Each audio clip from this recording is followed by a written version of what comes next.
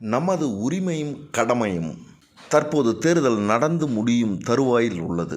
அதை பற்றி ஒரு சிறு தொகுப்பாக காண்போம்.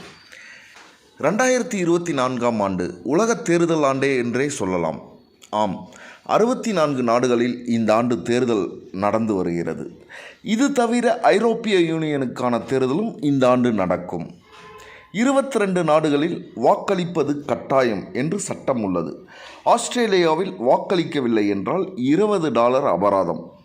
ஆசிய நாடுகளில் சிங்கப்பூரில் மட்டும் வாக்களிப்பது கட்டாயமாக்கப்பட்டுள்ளது. ரோம், கிரீஸ் போன்ற நாடுகளில் ஒரு காலத்தில் வாக்களித்து அரசர்கள் தேர்ந்தெடுக்கப்பட்டவர்கள்தான். குடவோலை முறை தேர்தல் 9ஆம் நூற்றாண்டு முதல் 16ஆம் நூற்றாண்டு வரை இருந்தது. இந்த முறை என்பது கிராம நிர்வாக சபை உறுப்பினரை தேர்ந்தெடுக்க பயன்படுத்தப்பட்டது. இந்த தேர்தல் முறை பற்றி செய்தி உத்தரமேரூர் கல்வெட்டில் இருக்கிறது. ஏன் போப்பாண்டவர் கூட தேர்தல் மூலம்தான் தேர்ந்தெடுக்கப்பட்ட காலமும் உண்டு. இப்போது இருக்கும் தேர்தல் முறை 18ஆம் நூற்றாண்டில் அறிமுகமானது. இந்தியாவில் 1951-52 ஆண்டுகளில் நடந்த முதல் நாடாளுமன்ற தேர்தலில் 53 கட்சிகள் போட்டியிட்டன. மொத்த வேட்பாளர்களின் எண்ணிக்கை 1874. வாக்காளர்களின் எண்ணிக்கை 17.3 கோடி. கடந்த 70 ஆண்டுகளில் வாக்காளர்களின் எண்ணிக்கை 5.5 மடங்கு அதிகரித்திருக்கிறது. தற்போது வாக்காளர்களின் எண்ணிக்கை 96.8 கோடி. அதிக நாடாளுமன்ற உறுப்பினர்கள் கொண்ட மாநிலம் உத்தரப்பிரதேசம். சிக்கிம் மாநிலம் குறைந்த வாக்காளர்களை கொண்ட மாநிலம். அங்கு வாக்காளர்களின் எண்ணிக்கை வெறும் 4,62,000 மட்டுமே. ஒவ்வொரு பொது தேர்தலுக்கும் முதல் முறை வாக்காளர்களின் எண்ணிக்கை அதிகரித்து கொண்டே இருக்கிறது.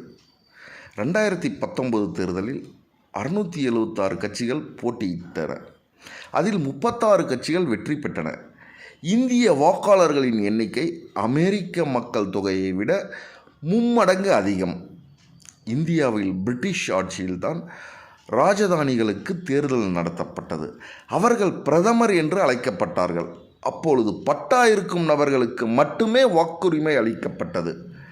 19ஆம் நூற்றாண்டில் பெண்களுக்கு வாக்குரிமை கிடைத்தது. ஒவ்வொரு தேர்தலிலும் பெண்கள் வாக்காளர்கள் எண்ணிக்கை அதிகரித்து கொண்டே போகிறது.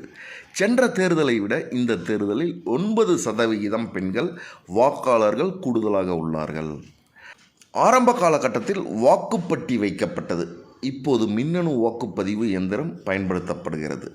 இந்த மக்களவைத் தேர்தலில் 55 லட்சம் மின்னணு வாக்குப்பதிவு இயந்திரங்கள் பயன்படுத்தப்பட்டுள்ளன. தேர்தல் நாளன்று வாக்களிப்பதை முதல் கடமையாக கருத வேண்டும்.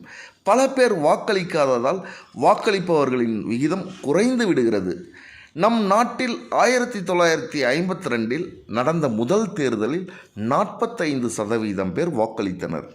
சென்ற பொது தேர்தலில் 67% உயர்ந்துள்ளது. உலகில் சுமார் 10 நாடுகளில் 75% மேல் தேர்தலில் தவறாது வாக்களிக்கிறார்கள். துருக்கி, ஸ்வீடன், ஆஸ்திரேலியா, டென்மார்க் ஆகிய நாடுகளில் 80% பேர் வாக்களிக்கிறார்கள். எல்லோரும் வாக்களிக்க வேண்டும் என்பதற்கான ஒரு செயலியை தேர்தல் ஆணையம் உருவாக்கியிருக்கிறது. அந்த செயலியை பயன்படுத்தி உங்கள் கைபேசியில் அனைத்து விவரங்களையும் நீங்கள் தெரிந்து கொள்ளலாம். தேர்தல் அன்று விடப்படும் பொது விடுமுறையை ஓய்வெடுக்க கிடைத்த வாய்ப்பு என்று கருதி சிலர் வாக்களிக்காமல் பொழுதுபோக்கில் தங்கள் நேரத்தை கழிக்கிறார்கள். அதே சமயம் அரசாங்கம் மக்களுக்கான திட்டங்களை வாக்களித்தவர்களுக்கு வாக்களிக்காதவர்களுக்கு என்று வேறுபாடு பார்க்காமல் எல்லோருக்குமான நல்ல திட்டங்களை அரசாங்கம் செயல்படுத்துகிறது. அரசாங்கம் எவ்வளவு பொறுப்போடு இருக்கும் போதும் பொதுமக்களும் பொறுப்புடன் தங்களது ஜனநாயக கடமையை ஆற்ற வேண்டும். உலகில் அதிக வாக்காளர்களை கொண்ட நாடு இந்தியா. மக்களாட்சியின் இறுதி அதிகாரம் மக்களிடம்தான் இருக்கிறது. வாக்களிப்பில் கவனம் செலுத்த வேண்டும். மக்களும் இதை உணர வேண்டும். தேர்தல் என்பது மக்கள் நலனை சார்ந்தது என்ற விழிப்புணர்வு வாக்காளர்களுக்கு வர வேண்டும். அரசியல் கட்சிகள் கூட எங்களுக்கு வாக்களிக்க வேண்டும் என்ற கோரிக்கையோடு கட்டாயம் வாக்களியுங்கள் என்றும் வலியுறுத்த வேண்டும். வாக்காளர்களுக்கு விழிப்புணர்வை ஏற்படுத்தும் பொறுப்பு அரசியல் கட்சிகளுக்கு உண்டு. ஓட்டு போடும் வயது 1971 21 வயதில் இருந்து 18ஆக முதலில் குறைத்தது அமெரிக்கா. அதன் பிறகு 21 வயதை 18 வயதாக குறைத்தது இந்தியா. எனவே இளைஞர்கள் தங்கள் பொறுப்புணர்ந்து வாக்களிப்பதை தங்கள் எதிர்கால கடமையாக, வாய்ப்பு என்று நோக்கில் வாக்களிக்க வேண்டும். வாக்காளர்களை பொறுத்தவரை எல்லோரும் சமமானவர்கள். அரசியல் கட்சிகள் தலைவர்கள் என்னத்தான் கவர்ச்சியான வாக்குறுதிகளை தந்தாலும் எது சரி எது தவறு என்று தீர்மானித்து வாக்களிக்கும் இடத்தில் வாக்காளர்கள் தான் இருக்கிறார்கள். இந்த உண்மையை அரசியல் கட்சிகளுக்கும் தெரியும். இந்தியாவை பொறுத்தவரை கடந்த 70 ஆண்டுகளாக மக்களால் தேர்ந்தெடுக்கப்பட்ட அரசுதான் தொடர்ச்சியாக ஆட்சி செய்து வருகிறது. நமது அண்டை நாடுகளான பாகிஸ்தான், சீனா, வங்கதேசம் போன்ற நாடுகளில் மக்களுக்கு இந்த அளவு அதிகாரம் உள்ளதா என்பதே சந்தேகம். கடந்த 75 ஆண்டுகளில் ஒரே ஒரு முறைதான் நாடாளுமன்ற தேர்தல் கிட்டத்தட்ட ஓராண்டு தள்ளி போனது. இந்திரா காந்தி நெருக்கடி நிலை அறிவித்ததால் 5 ஆண்டுகளில் நடக்க வேண்டிய தேர்தல் 6 ஆண்டுகளுக்கு பிறகு நடந்தது. இதேபோல் 4 முறை முழு 5 ஆண்டு ஆட்சி நடக்காமல் இடையில் ஆட்சி கவிழ்ந்து தேர்தல் நடத்தப்பட்டது. ஆட்சியாளர்களுக்கு பெரும்பான்மை இல்லை, எனவே ஆட்சி கவிழ்ந்தது. நாடாளுமன்ற தேர்தலும் நடந்தது. காங்கிரஸ் கட்சிதான் நிலையான ஆட்சி தரும் என்று மக்கள் நம்பி கிடந்த 50 ஆண்டுகள் அவர்களுக்கு ஆட்சி அதிகாரத்தை வழங்கினார்கள். இப்போது அதே மக்கள் கடந்த 10 ஆண்டுகளாக பாரதிய ஜனதாவை நம்பி ஆட்சி பொறுப்பை ஒப்படைத்திருக்கிறார்கள். இன்றைக்கு படித்தவர்களும் வசதியானவர்களும் வாக்களிப்பதில்லை. இந்த நிலை மாற வேண்டும்.